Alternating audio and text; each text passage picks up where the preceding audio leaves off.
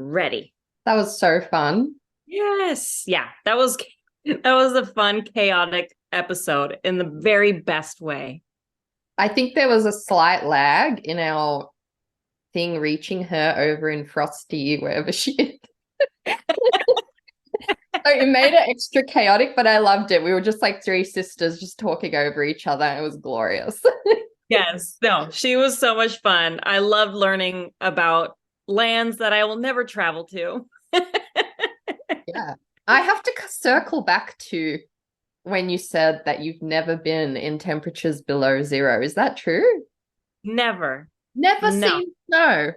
I've seen snow, but we don't in California, I don't do too cold. Like I will go and I'll dabble, I'll stick my toe in, and then I'm gone, you know? But doesn't it have to be below zero for snow?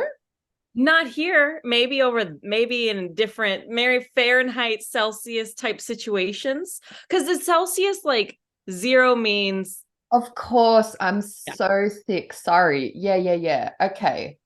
Of yeah, because course. it's not terrible here when it's I see. Okay. yeah. 0 degrees Celsius here. Hang on. Now I'm curious. Okay. Yeah, tell me what it is. 0 degrees Celsius here is 32 degrees Fahrenheit. Ah, okay. I've been there. I've been that. I've done that. I've been Okay. a zero. Yeah, I'm good. So when she said it was minus 40, is that okay? My math is so shit. Is that colder? No. Yes, that's like freaking cold. Colder than minus 40 degrees Celsius is would be insane. No, that doesn't make sense. Okay, Yeah. let's not try do the math. It's cold, Yeah. is what we know. It's cold. Colder than a witch's teat, as people say. Do they say that? Yes, I've heard it before. Somebody says it. Well, I'm going to say it now. It feels like something Australians would just naturally say. They would. Speaking of words that we say differently, how would you say this word? A weed eater? A weed eater? Yeah. Do you know what we call them? A tallowacker? I don't. No, we call them whippersnippers. Oh, that's cute. Little whippersnipper. Yeah, I was That's cute. watching this reel the other day, and there was a bunch of stuff that I didn't realize was different. Like, what do you call those bright orange cones that they put on a highway? I saw what you guys Are call them, you? and I quite like that. Yes, I do. We just call them cones. Oh, I know, yeah, so we call them boring. witches' hats. Yeah, that's cute. That's cute. That's what reminded me when you said witch's nipple. Can I hear it again? You say it's colder than a witch's teat. The only one I've heard is my nipples could cut glass. That was Oh, American too, which I love. yeah. Yeah. That one feels right too, for sure. Feel right and so wrong at the same time. We haven't Yeah. introed the show, and we've divulged into pure chaos as I love it. Yeah. We can't help ourselves. And I would think most of our listeners would already know. They came prepared. But actually, since we were having Skyla on, we might have brand new listeners to the show, that are fans of hers. So welcome. I apologize. I'm sorry that this is the conversation you have come upon. Welcome to the publishing Persuasion. This is just the kind of stuff Melanie and I speak about. Witches' tits and Celsius and Fahrenheit. Yeah. So yeah, welcome everybody to Of the Publishing Persuasion. I'm Angela Montoya, author of Sinner's Isle that comes out on Halloween. And I am here with the Leonardo DiCaprio impersonator herself, Melanie Schubert. Yes, give it. Yes. The middle part is very, very in right now. It's giving. Rose, I'll never give up.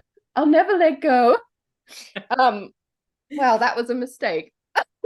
Yes, here I am, needing a haircut, regretting parting my hair that way. Looks good on you. Oh, why, thank you. I fancy myself a Leonardo. No, but I did have a big crush on him in that movie. Did you? Yeah, he's not really my type, but in that movie, I felt it. Yeah.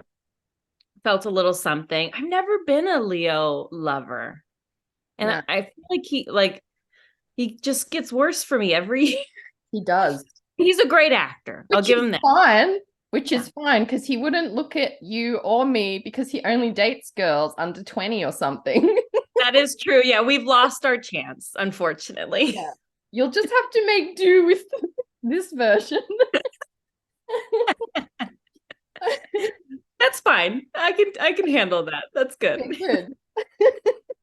I feel like I'm going to make a really bad segue into. I'm glad you can handle that because if we are to star in a Netflix adaptation of Courtney K's book together, that's what you'll be getting. That'll be my morning hair.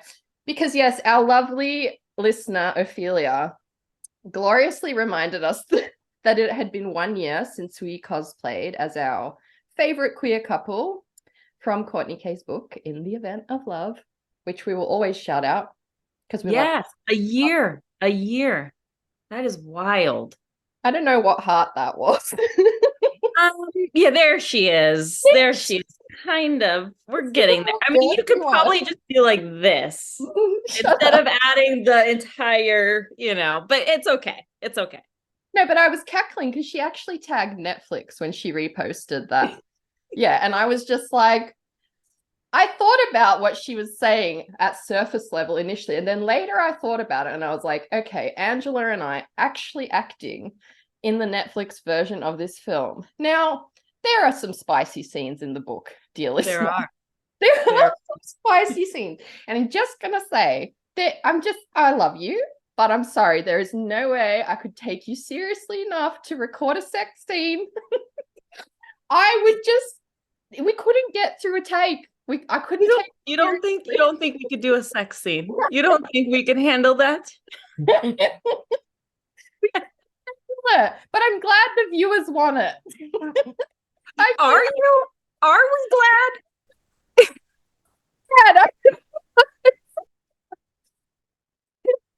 Okay.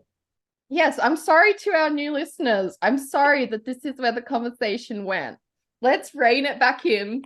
But we can't help ourselves. The attraction is there. I mean, we would make it's that right there. It's the part, it's all of it. We would kill on a Netflix special. We would dominate Netflix. I think we'd be canceled. Yeah. I apologize. Courtney, if they come for you, when Netflix comes and says, Courtney K, we're going to make a movie, don't put our names in the running. Let's just put that out there now. Okay, but if we had an opportunity to actually be Netflix stars, could we just get body doubles for those parts? Oh, okay. I think that could work. I think we could try that. Let's put it on the option board, body doubles. How are you, my friend? As we after that chaos, let's bring it back to our daily podcasting. Yeah. I'm doing good. I just got my second edit letter for A Cruel Thirst. Did you? Yes. And so this round is tighter. I mean, I've got 2 weeks pretty much. Shit. I mean, yeah. I mean, I could ask for an extension, but you know me, the girl, when I am presented with the challenge, I want to come for it. So I have 2 weeks to revise, but it's not like a huge amount. I mean, it's very doable. It's just really hard with life and scheduling. Yeah. So I'm going to try my darndest. But yeah, every round gets better and I get more excited. Like I go through like the first little bit, I go through like this, like really, really depressive, like imposter syndromes. I can't do this. And then I remind myself I've done it before. You really can. So I think each round I'm learning that I can get through this.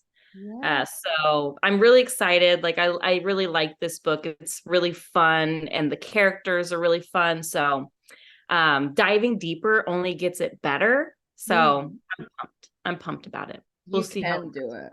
It's going to be amazing. You can do it. And you know what? In case you needed the reminder again, it's just one draft. And I yes. feel like we need that reminder every time because I just know no matter how many times I write or how many drafts I do, I overwhelm myself every time I touch a draft because you start to feel like it has to be this certain way, or especially if you've got edit notes, you're like, how do I even get it to fit that? But you've Yeah. got such a good instinct and you're fast. And just follow that gut instinct through. Do the parts that feel good and that you can easily do. And if it doesn't all work out in this draft, there'll be another draft, like what we Yeah. know now is there will only be more edits for you. Yes.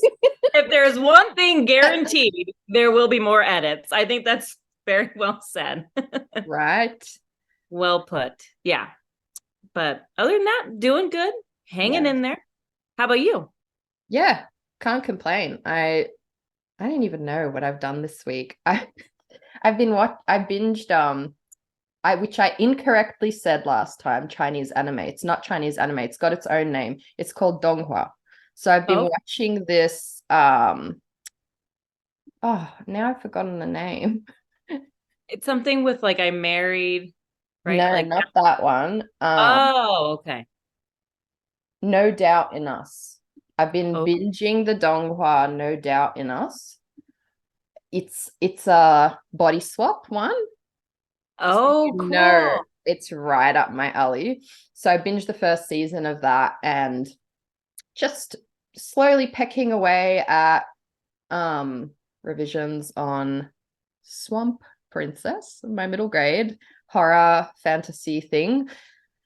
So yeah, I'm hoping to get that one in the trenches soon, to be honest. Like I feel like it's getting there. It's getting there. But I've just been Good. taking my time, honestly, and I'm kind of proud of myself for doing it. Because at the moment I'm like trying to pick up the pace and it's feeling natural to do it. Like I'm naturally feeling like I want to do more writing, more podcast stuff. But I really think that break was so valuable and important to me, like taking that time to like set up this house and just like find my feet again, because it's so disorienting moving, like just moving in general. It's so disorienting to the brain.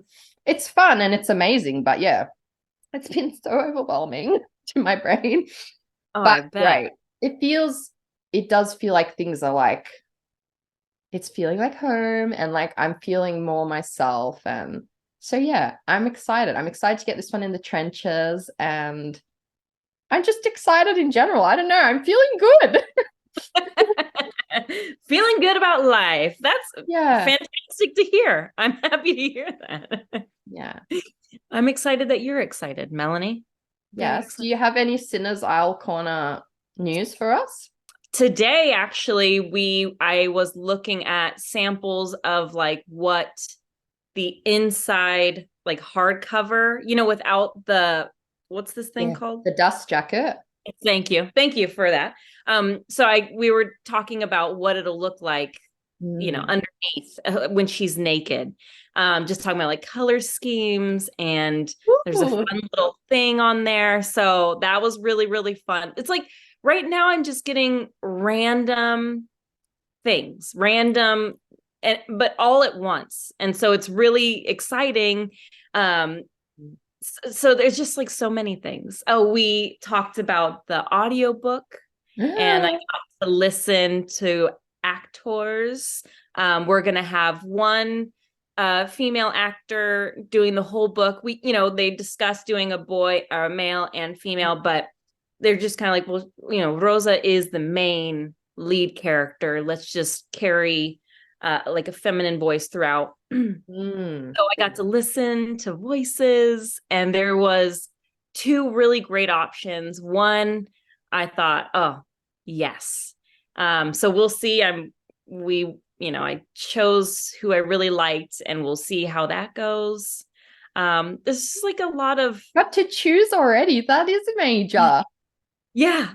I mean, it's really, really fun. So like, there's just like these random emails that pop in where I'm like, oh, awesome. And then we'll, discuss it and then move on to the next thing, or get my edits back for the next book. So there's just like, there's so much happening, but like in the very best way. So like, I'm just trying to take it in, and also trying to, like Skyla was saying, like not make it everything. Where, I remember that there's a life outside of publishing, and that, so there's just all the things, but it's been really, really great. I don't know. There's other things I probably can't announce. I don't know. But I'm excited. So like I said on our last one, I'll be flying somewhere in November. And so that makes me excited, but also a nervous wreck because I don't know how to plane. It'll come back to you. It's fun. Like, it is nerve-wracking, but it's so fun. Did you like flying before when you used to fly? Yeah, like before I could care less. Like I was out everywhere. I was like all over, flying like to Brazil. Like it didn't matter. But I was with people. So I think maybe that took off the pressure. But I mean, we used to live in Hawaii for a little bit. And so I was So I was flying back and forth to the mainland, to Hawaii. So I mean, I've done it before, but it's been a while, to be honest. How long were you, sorry, I have to know, how long were you living in Hawaii? Because I haven't been, but I have this weird obsession with Hawaii. It just seems like it feels so right that you lived in Hawaii. It just has this like chill, like nature and like volcanoes, and I love volcanoes, so I'm like obsessed with wanting to see the volcanoes. Yeah, no, I loved it. My parents, my mom and my stepdad were kind of funny. Like if they like somewhere, they'll just move. So they've like, yeah, it's a whole thing. I'm sure I have lots of childhood trauma from all the moves that I've done. But I actually, when I graduated high school, I was 17. I moved to LA to dance. And I was with like part of a church stuff, like scene. And while I was there, my parents packed up and moved to Hawaii. And so I went on a visit, and then I just never left because I was like, this is awesome. And like I hooked up with like a dance troupe there, and it was really fun. Like I would teach like hip hop, and they would teach different Polynesian styles of dance. And so I got to learn how to do it, and I could move my hips really, really good, but like the graceful thing, I could not. She is not built for grace. Yeah. Like I could do the hands, but like everything else was like, so I was getting made fun of a lot, but we traveled. And so you'd have to perform these things. So yeah. You are a very cool person. And you know what? I am so glad this came up because I actually have a note written to like ask more questions that like our listeners can get to know us a bit about our past, like little stories like this. I'm so glad this came up because I did not know this about you. Angela Montoya, dancing troupe extraordinaire, can move her hips, but graceless in her form. Yes. Pretty much that. Cool. Yes. Yeah. But yeah, it was really fun. I think you're gonna like, I actually have a feeling you're going to love traveling alone. Like there's something really magical about it. Like there are little bits of overwhelming stuff because kind of like everything relies on you to like rock up to get to the places. But like there is something really magical about like having that moment with yourself and just like going somewhere new. And I feel like I always cry, like not every time, but I often would like have this teary, like overwhelming moment traveling somewhere and just like kind of all the, like when you have an existential crisis, but like the opposite of that, just thinking about all the beautiful comings and goings of humanity and like saying goodbye to certain things and starting new adventures. I think you're going to have a I think I'm putting big magic into the universe for your first in a long time trip away. Well, thank you. No, I'm excited. Like, I love that. I love that journey for me. I, Yes, me too. I see tears in the future, but in a good Yeah. way, in a good way. And it'll be fun to see friends that will be there, in person. Yeah. So, yeah, so that's what's happening. I mean, setting up book, what are they called, launches. So I have like two book launches like in my local area, and then I think one in LA area. So it's just, I don't know what I'm doing. I think maybe I'm overbooking Nah. myself. Do you have that time clear from work and other demands? Yeah, I Yeah. mean, it's luckily I think we're kind of like going into a slower time, Mm. just work wise. So I think that'll be nice. And yeah, my my family has no choice. I'm doing it. So Yes. No, because I was just thinking your day to day is quite busy. So if yeah, all the other stuff is clear and you just have this to focus on, it might not feel so frenetic and hectic because you'll just have these publishing tasks to do. And I think yeah, it's so long coming. Like I was thinking when Skyla was saying as well about how it's 2 years since Pitch Wars, and you must feel the same that like it's been so long to the actual now when it's coming out. Has that been weird for you as well? I think, honestly, I think the podcast makes time go faster or Mm, not. I don't know. Like it just makes it doesn't feel, it definitely feels like 2 years or however long it's been, but mm, it doesn't feel like it's been me just waiting yeah. for the book to come, because we've been doing this. We've been meeting so many amazing writers and agents and all the people we've had on, and it's just been fun. So I think having this has helped where I'm not sitting there just like, Yeah. festering Oh, I on wait. know. I know. Yeah. Yeah. No, Yeah. I honestly feel like I would have gone nuts querying the last 2 years if it wasn't for the podcast. Because yeah, like honestly, 90% of the time I kind of forget that I'm like querying. And it kind of just, yeah, my focus has been the podcast because otherwise there's just all this waiting in between all the things, in between submission, in between writing, in between querying. There's like actual years of waiting. I'm Yeah. convinced if you're like patient enough to wait it out, there's room for everyone in this industry who's stubborn and patient and passionate enough to just Yes, keep doing it and loving it. And yeah, it's wild though. it is. No, it really is. And I mean, your time's coming. Your time is freaking coming.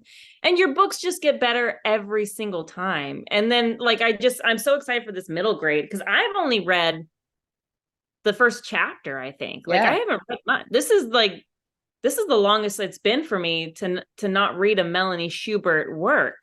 Now I that I want to think, send it to you, but I don't want you to be overloaded. It can wait, like okay, it'll come to you when things are more quiet. But I might get you girls to look at my 10 pages before I send it, but no, it can wait for another day. But yeah, it's you made me teary with your speech about the podcast because I feel exactly the same way. So thank you for keeping me sane. yeah, no, seriously, seriously, it's helped so much. And like what Skyla was saying, spoiler alert, having like other hobbies, this writing and reading were the things that, turned into more, but this podcast has really been that extra thing. I mean, maybe, yes, I need to get something outside of publishing to do. Mm. But I feel like Netflix fills that for me right now. Yeah, and you also have a farm. Like I know sometimes you stress out about having a hobby, but I do, don't I? I know you do, and they love you for it. But like, I think stressing about having a hobby is worse than not having one. All right, you got a point. You got me And there.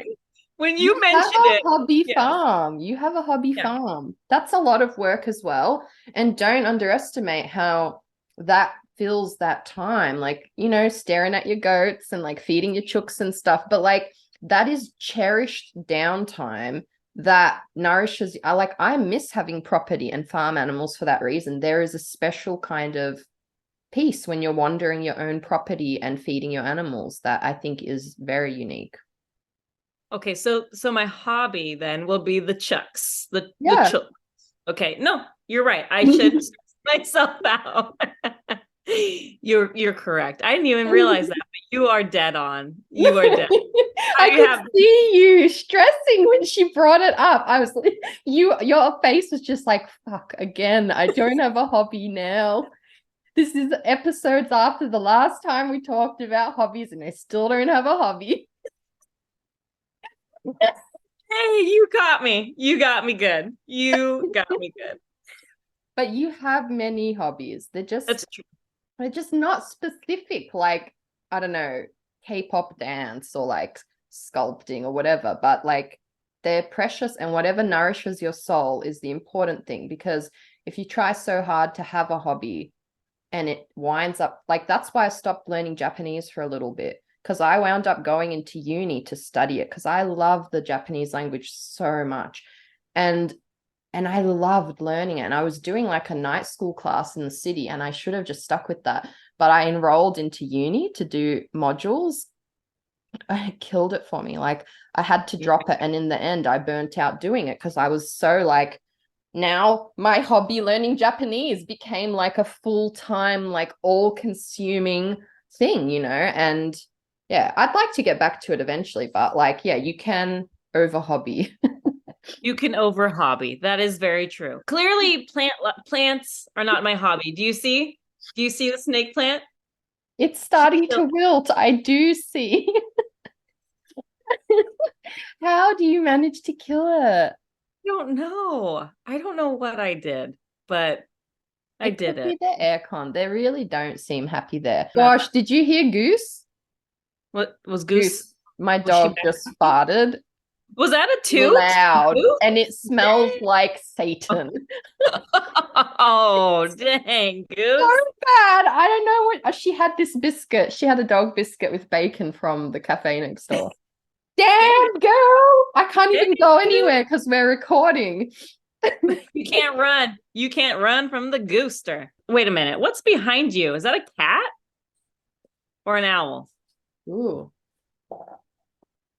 Oh, wait, is it like fluffy? Like a yes. Okay, I bought this in like a weird throw-out box in the city. And it actually has real feathers on it, which yeah. R.I.P.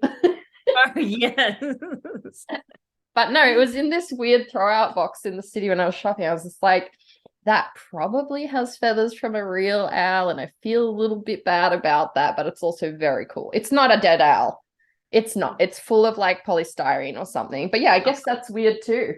It looked like it was staring at me this last little bit here, so I had to ask. Well, birds have a thing about you. Yeah. Yes, and I have a thing about them. It's called want to fight. Did you know that that's actually a real phobia? I can't remember what it's called. A fear that somewhere, somehow, a duck is watching you is an actual phobia. Well, now I have one because that's terrifying. Right? And I want to Google the word. Imagine how Skyla feels when she's getting like a duck call. It's called anaptophobia. Anaptophobia is the irrational fear that somewhere a duck or goose is watching you. How did you learn this fact? When you're in high school and there's like weird trends happen, there was this phobia trend where people would Google the most weirdest phobias and then talk about them. I don't know. I mean, that one feels like it should be a phobia. I feel like everybody can have that one. Like, well, some people are convinced that pigeons are actually government spies. Nothing surprises me anymore, Melanie. Nothing. Same. And they are kind of robotic, let's be honest. There's something about pigeons. But I mean, we should probably read Skyla's bio before we run out of time. Yes. Here I am talking about government spy pigeon bots. Again, listeners, if this is your first show, I am. But then again, if they're tuning in now and this is what they're hearing, the truth is, dear listeners, there's only going to be more chaos. And we hope you'll stay. We hope if you're a new listener to the podcast, you'll stay and tag us in parts of the podcast that you found hilarious, inappropriate, or just, needing to be cancelled. Actually, don't tag us. Please don't disregard everything Melanie just said. No. Who read the bio last time? I feel like it was probably me. So I feel like it's probably your turn. Okay. No, I don't mind. Well, we had just the best time chatting with Skyla. And seriously, I know I've said it before, but when we chat with our Pitch Wars 2020 class, it does feel like family. It feels like we went through something together, doing that competition at the period of time in which we did it. I say it jokingly, but actually looking back, I feel like all of us who did that during that time, I just love us all extra because there was so much happening that was so disorienting. And in spite of that all, we all did this huge, daunting thing, Yeah.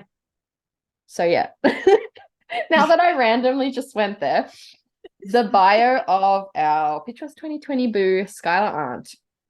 Skyla has always loved the creepy, crawly side of life. When she was younger, she thought that love might translate to hunting to Bigfoot. But luckily for him, writing proved easier.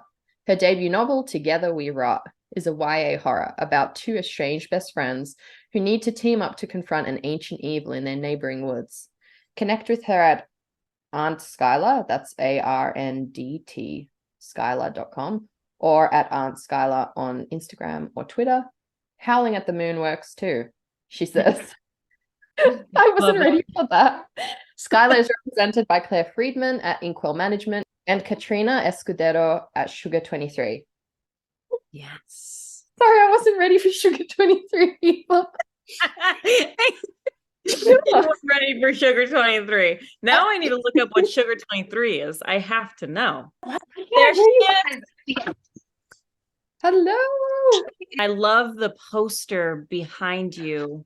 It's so yes, cool. my whole office is like this. It's all that is so cool. We're so excited to have you on. I want to ask you just right off the bat, this has nothing to do with our questions, but is horror always been the thing that you love?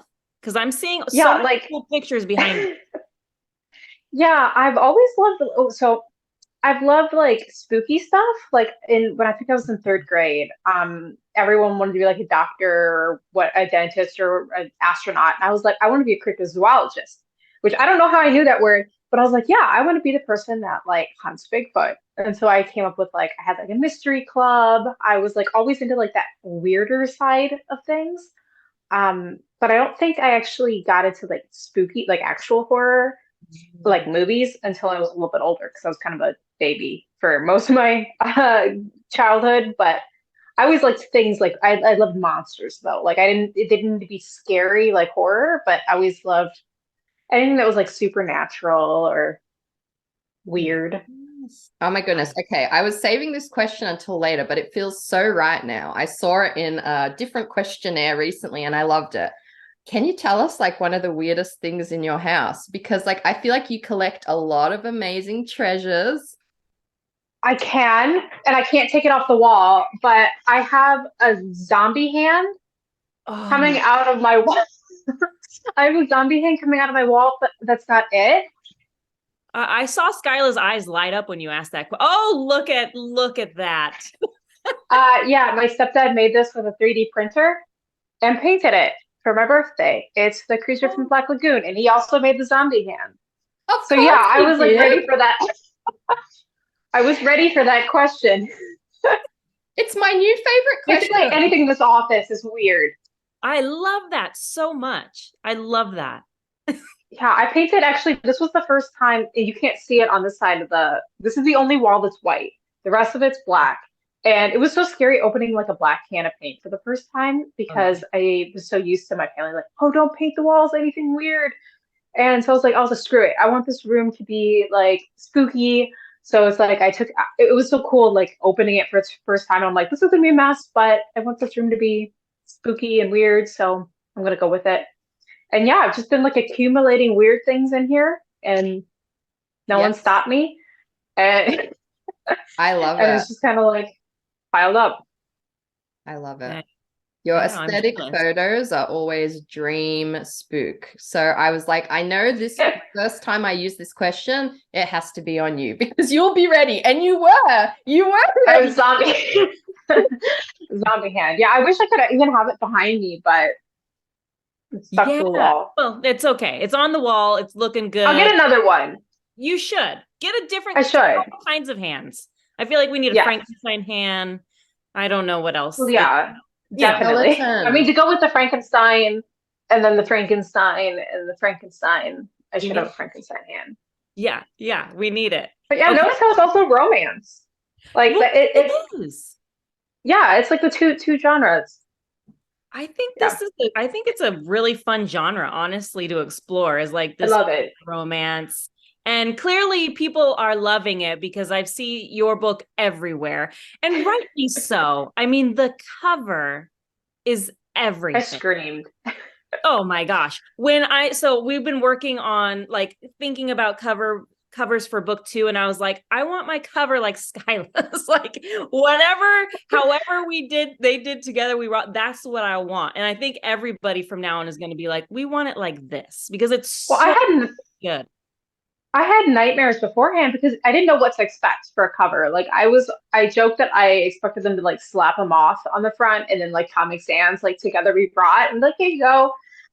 So when I got my email and I saw the attachment, I was like so scared to even open it. I was like, I gotta hold my breath and like count to 10 and then I clicked it and the rough draft was basically like the cover, except for no moths and a little less glow, but it was basically the finished cover. So I was expecting like a little doodle for a sketch. I was like, this is like the finished cover. And I couldn't speak for like 2 hours. My husband just found me on the couch, just like staring at it. And then, it's been my personality trait, my only personality trait moving forward. Rightly so, honestly. Have you printed it out for your office yet? Yeah. It's literally like under the zombie hand. Well, of course, as it should be. Yeah, it actually, my grandma made that. She like made like this little like light up box. So if I open it and I turn the lights on, it like glows from the inside.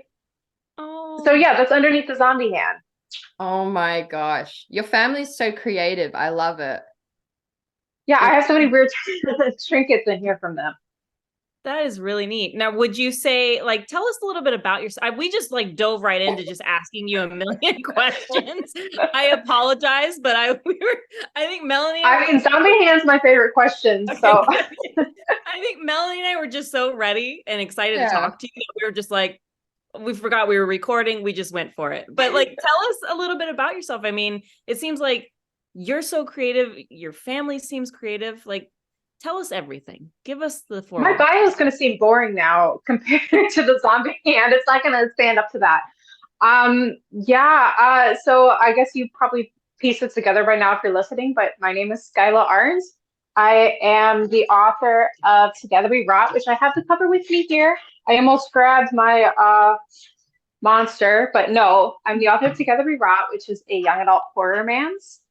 And this is my debut book. So the whole thing's just been kind of a whirlwind. I feel like these last couple months have just been flying by for me. It went from feeling like I had this book deal for 2 years to all of a sudden it's here now. And if I blink, I'm going to miss it.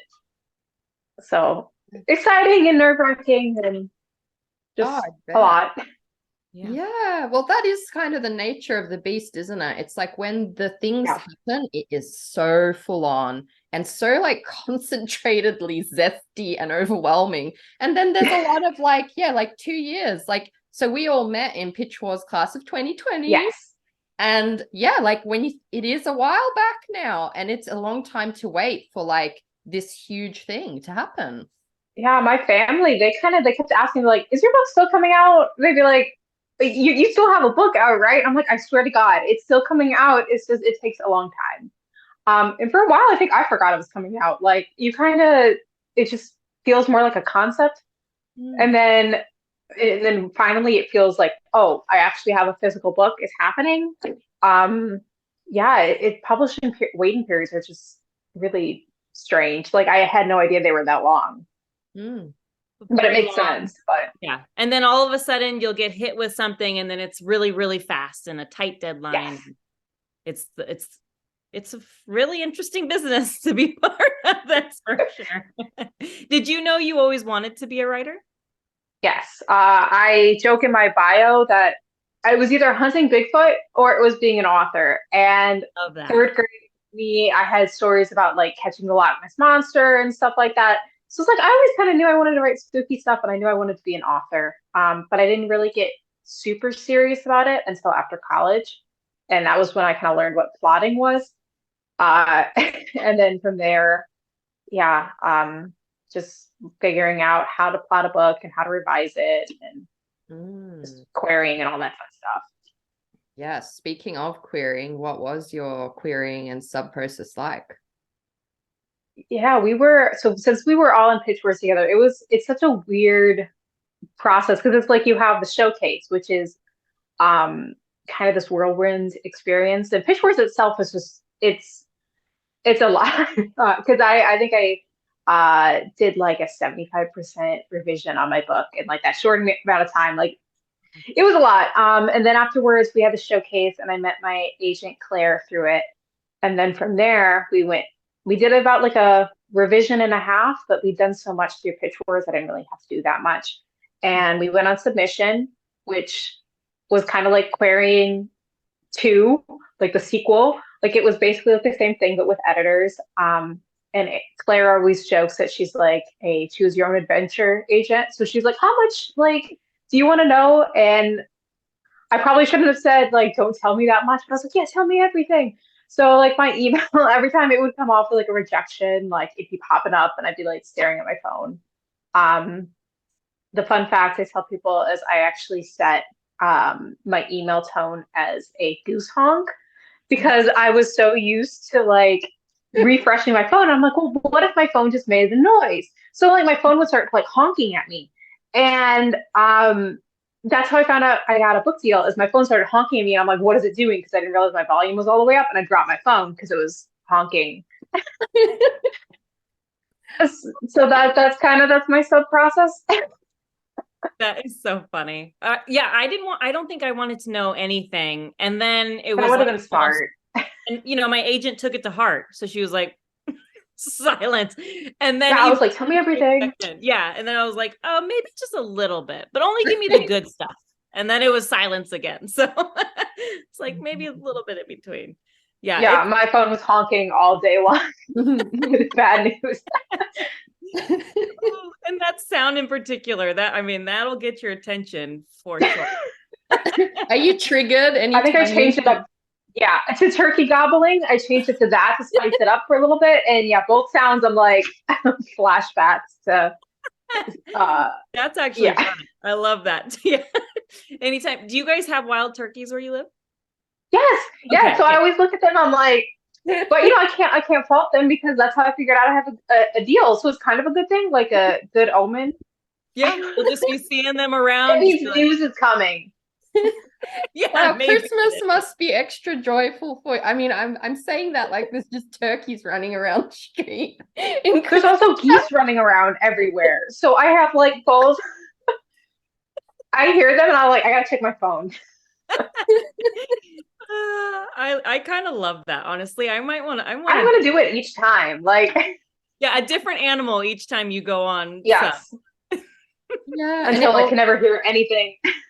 Yeah, it also just injects a bit of joy into it all because there is a lot of waiting and a lot of rejection. You And I have think, to like yeah, all the ways we can inject the joy and the fun and the silly. And yeah, I'm so here for it. I'm going to change mine too. yeah, you can't be too mad when your phone's gobbling at you or honking. Like it's like you can be a little upset, but it's like that's silly. It's like what that's not that bad.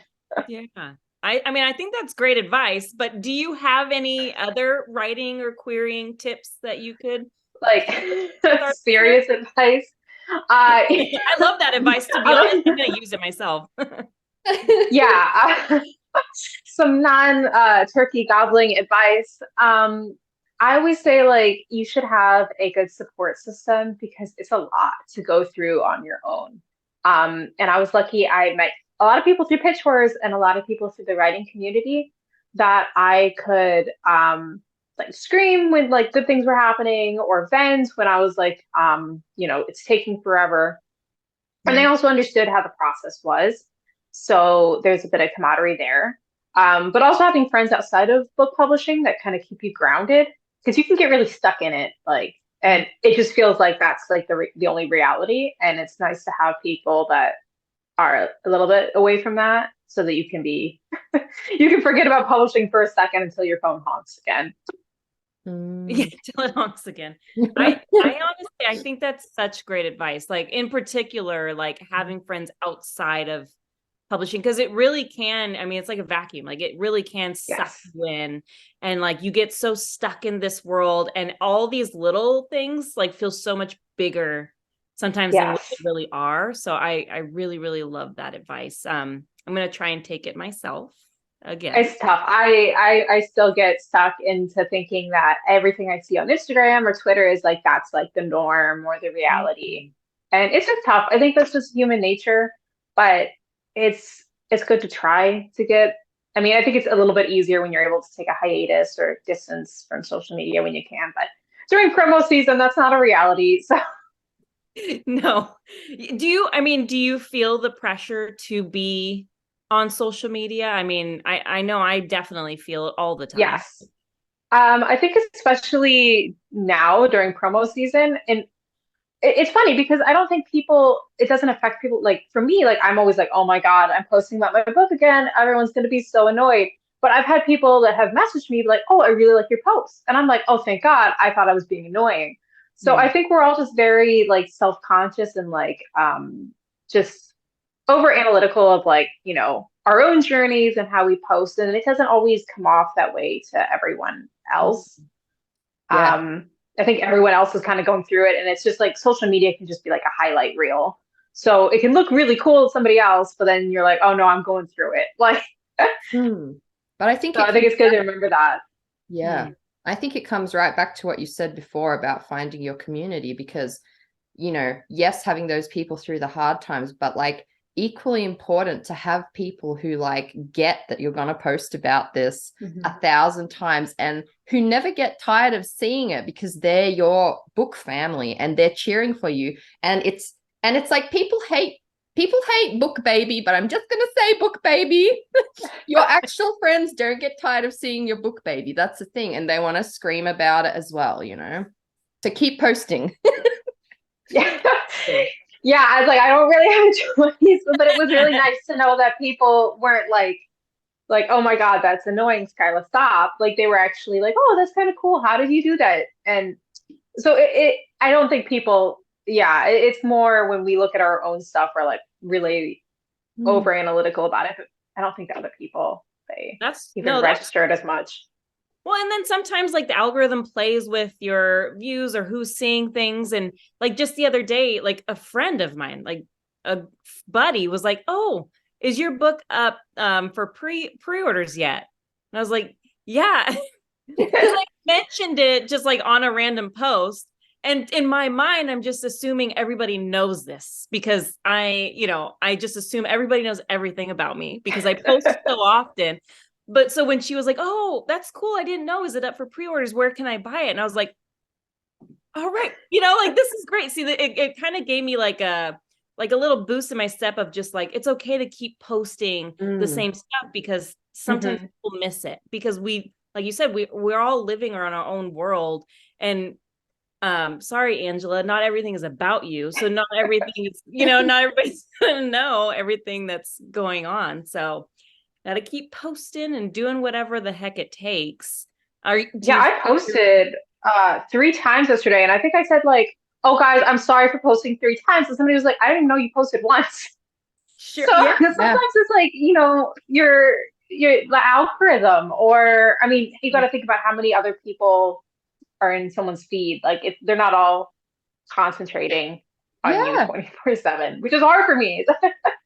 Yeah, and I know even sometimes, like if you're scrolling and you're in like you don't have the bandwidth, sometimes I'm just like, oh, there's my friend, and I'll like it because it's their face or it's their book or whatever.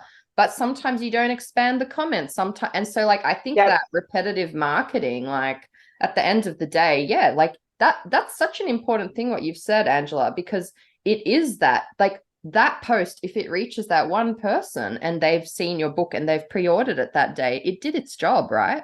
Like, just like on a marketing note, I'm like, that was like a marketing win to have that continued thing, like, and I think we all just have to be kinder to ourselves, because I think maybe we all have that dialogue of like, oh, I'm posting too much. No one wants to see this. No one wants to hear from me this much. But like, let them eat cake, I say. Right. Well, exactly. And I know what everybody can't get enough of. I mean, let's just put it out there, is that cover of Together We Rot. Now, can you give us like a little synopsis about what you call it horror-mantasy? Horror-mance, yes. Not horror. I'm sorry. I'm sorry, not horror-mantasy. Horror. Wait, how do you say it? I'd like some horror-mantasy too. I'm sure I'll read that too, but like I apologize. No, that's okay. That made my day. What it's about.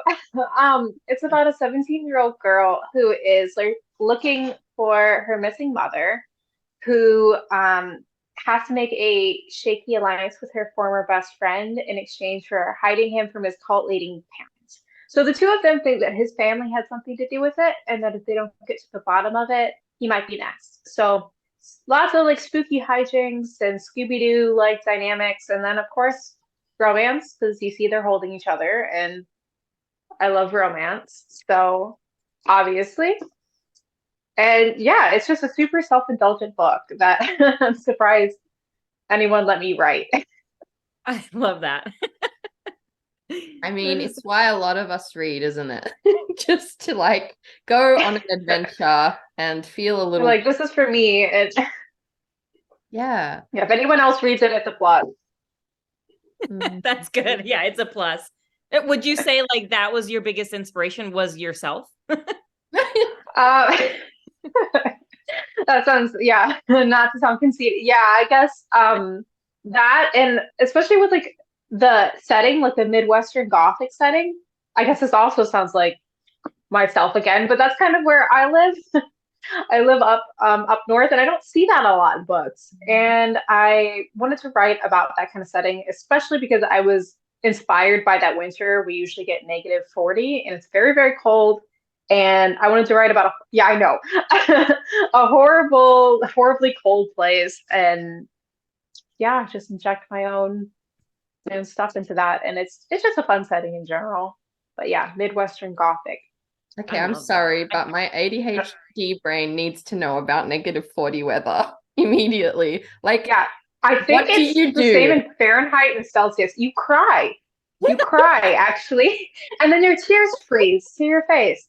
So there's a fun thing about negatives, and by fun, it's not fun at all. Is when you go outside, you will know it's in the negatives when you feel it in your nose, because your nose hairs will start to tingle and freeze. Oh shit. Like, oh God, I shouldn't be out here. That, and then I've also gone out with wet hair, and then it turns into ice. Oh my God. That's fun. So yeah, I just injected that hatred into the book. Like, this is a bit macabre, but like if you went out in that level of cold, like how quickly would you die without fast. You probably die quickly. They always tell you not to stay out I mean, they don't have to tell you because you don't want to stay out, but not to stay out too long. Like, I think it's like 10 minutes. Sometimes you can get frostbite. Holy shit. Yeah, it's fun. It's a fun place. May I ask why? Why are we here? Why are I we don't know. I don't know. I don't know. I have no answers. I wish I knew. I love it though. No. Hey, we just in California had our first taste of some California. wild weather. Yes. But I've never been in below anything. So I love like knowing about these facts. Never. I like You don't want it, to. but I don't like, I don't know how to be in it. Yeah, But I'll suffer and then I'll let you know how I'll describe it for you. yeah. Yeah, a But lot of it's people actually told me beautiful. that they feel cold reading my book. So I do like with that that what you though. will. I like that. I like to imagine I'm cold. I think that be While really being Quote of well the day. The quote of the day is, I like to imagine I'm cold. yeah. While sunbathing or whatever, what have you. But the book, honestly, like it sounds so freaking cool. And it's really fun to watch people obsess over it already. Like I've seen different friends posting just like goo-goo-eyed over it. And I can't freaking wait to read it myself. I'm always shocked when anyone posts about it. I'm like, that's my book. Like I don't ever get over that. It's weird in a good way. In a great way, and people like really really love it. So I mean, I'm honestly so excited for you, and I hope it lives up to that. I have a feeling it will. I have a good feeling about you. I think you'll be fine. Now, how did you like come about writing? Like, what's your writing style? Are you a pantser, a plotter? Our friend Sid came up with the word a puzzler, where you're just piecing things together. What would you say that you are? Where do you fall? It's like Planter. Like it's mainly plotting, but I always go off the rails. Like I have a roadmap, but like I say that I drive off the road at times, which like I'm not that good of a driver. But I need to know where I'm going. I need to have a beginning and a middle and an end. And then I definitely I like to know where I'm going, but I might take detours. So the first couple drafts are going to be a little chaotic. Um, and for me, it's like really through revision. Like that's how I learned what the story is. Like the first couple drafts of Together We Rot was just complete nonsense. And each draft, I learned a little bit more about what it actually was like, what it ended up as. I know I was on a podcast last week. I told them that it actually started as a Victorian Gothic, believe it or not, which is very much not what it is. Wow. But I didn't write a full draft of that, but that was like my first idea. And then through revision, I was like, okay, no, it's definitely contemporary. And then each revision, I learned more about what the plot was, but it went off the rails so many different times. But I would learn something that I liked from each draft, and I would carry it over until the finished draft. I was like, okay, this is what I want now. So I guess like a chaotic planter, if that makes sense. That's perfect. I think that's perfect, honestly. Yes. This isn't on our question list, but it's stuck in my brain like a barnacle now. So if you're like, when you're writing, if you feel creatively blocked, is there what do you do to unblock writer's block? Do you have like any little tips or hints or things? That's tough. So I have a free write, which you could probably do this with also just a wireless keyboard. So I am it's such a perfectionist thing. Like I can't be staring at my screen because I will rewrite something over and over and over again when I'm drafting until I drive myself mad. So I have to use like a free write. And what I do, and I don't know if it's going to help anyone, I write with my eyes closed. Wow. Because I can't. Well, it's not. It's usually like filled with typos, but I can't look at it. Otherwise, I get two in my head. So I have to fast draft. So it's like fast drafting and just getting stuff out. And then I go back through and I'm like, that was filled with typos. I can't even make that out. But for the most part, it's like somewhat salvageable. So then I go through and I clean it up. But kind of like just letting your mind take you wherever it does. And the extra chaos element there is that I'm doing this at 4 a.m. So I'm just fully, just fully delirious. So you can envision me in my room with my eyes closed at 4 a.m. typing. But that works for me. Because otherwise I get too in my head if I'm staring at the words and I'm thinking too much about it. I'm going to rewrite the sentence to try to make it pretty over and over again without actually progressing the first draft along. So I have to do that for my zero draft. Yeah, otherwise, like I'll never finish. Yeah. Because I'll be really stuck on everything.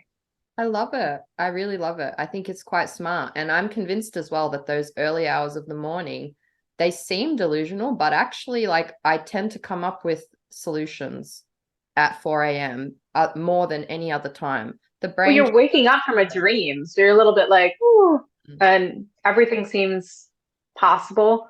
Another thing I tried, which didn't work, because I know I learned this from someone else, writing in wingdings or or in white so you can't read it. That got really confusing for me to go through, but I've heard that works for some people. But anything you do to get yourself from looking at the words. I love it. Yeah. And I really like what you said, like waking up at 4 a.m. because at that point you're still kind of in the sleepy zone and anything is possible. And I really I love what you just said there, because it's like when you just let your brain go and don't feel like, oh, I have to get the words right, like something magical really does happen. So again, I'm taking this to heart. I am listening. I am learning because I'm struggling. Now, what would you say has been the hardest part of your journey so far? Probably burnout. I did have that, and that's harder for me than writer's block because I just didn't have the passion at all. And that was kind of coming off of Pitch Wars. Like Pitch Wars is amazing, but I worked so hard, and then I jumped and I got my book deal, and then I was like, oh, I got to write a second book, like ASAP. I got to go. There's a time clock now. And so I didn't give myself time to refill the creative well. So I just immediately jumped into writing something else. I think it was like a summer NaNoWriMo type of thing. So I went intense. I went 0 to 100 on a new draft, and I just burnt myself out. And that took I'm only just now over it. Like that took well over a year and a half to get out of, where I keep trying to write new stories and I wouldn't be able to. And I'd be like, what's going on? What's wrong with me? And it was just burnout from how hard I worked during Pitch Wars and not giving myself any breathing room. And I think there's also a bit of I think that also second book syndrome didn't help. I know a lot of authors I've talked to that they're like, oh my gosh, second book syndrome is it's out to get me. And I think that and burnout is just not a great combo, but I've finally gotten to the point where I'm listening to myself for the most part and taking breaks when I need to and going slower, which is something I just did not want to let myself get away with in the beginning. Like that idea that rest doesn't equal productivity was such a hard thing to get out of because you need it. You really do need it. Yeah. Well, we're brainwashed into that, into feeling like we have to be productive every second of every moment. And it really is like a deprogramming to find that balance. Like, what are some things you do now to try avoid burnout?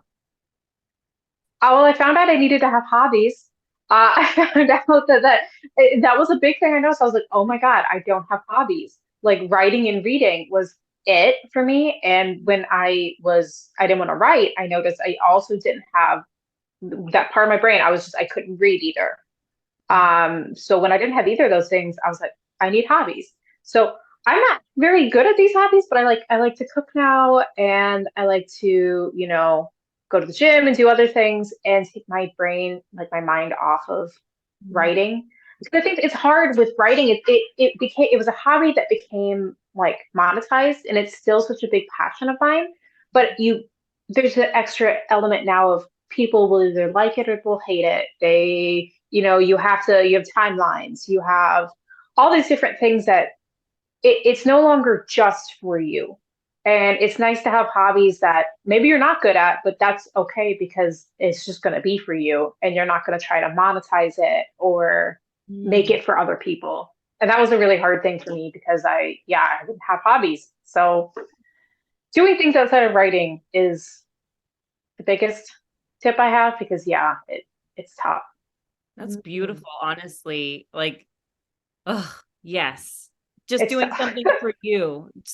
You don't have to be good at it, but just doing something for you, because really writing and reading was just for us before, and now it's not. So, yes, that's a weird transition. Yeah, it is. It's amazing in a lot of aspects, but it is a weird feeling to go from this is a book that I wrote for myself to, oh my gosh, other people are gonna read it, which is magical and amazing, but they could also hate it. They could tell me they hate it. Like, there's so many different things where it's like, okay, this is not just for me anymore. I'm offering it up to everyone else, and they get to decide how they feel about it. And it's a weird feeling. Totally. Well, I see our time is gone, but what has been like the most rewarding, what has been just the best part so far in your journey? I'm just amazed at anyone who wants to read it. Like, I've gotten fan art, surprisingly, and that's mind-boggling to me. And I've been squirreling all of those away in like a little serotonin folder. So I got that, and just anytime anyone tells me that they like the book, it was something I wrote kind of like a little bit after COVID, and I was just in a weird space, and I worked so hard on it that it's just really cool to see people that actually they'll tell you. Like, I've had people say that it's like their favorite book, and that's just it's really cool. It's seeing how it's received so far and hearing people like it. It makes it all worth it. It's just really cool. I love it. You're giving me chills. It's just it's what we come to this community for, isn't it? And I'm so delighted how it's happening for you. And we are cheering and screaming for this book. Oh, we still have 2 minutes. I thought we were completely running out. I want to ask you one of our favorite questions, which is, looking back, is there something you wish you told a younger version of yourself? Just don't know if I would have listened, but I would have told myself to try to not put so much of my self-worth into it. I would have told myself to take breaks and refill the creative well, but I don't think I would have listened until it happened, honestly. That's the tough thing, is I think sometimes you have to go through burnout or other things to realize, okay, maybe I should stop doing what I've been doing. But I would have tried.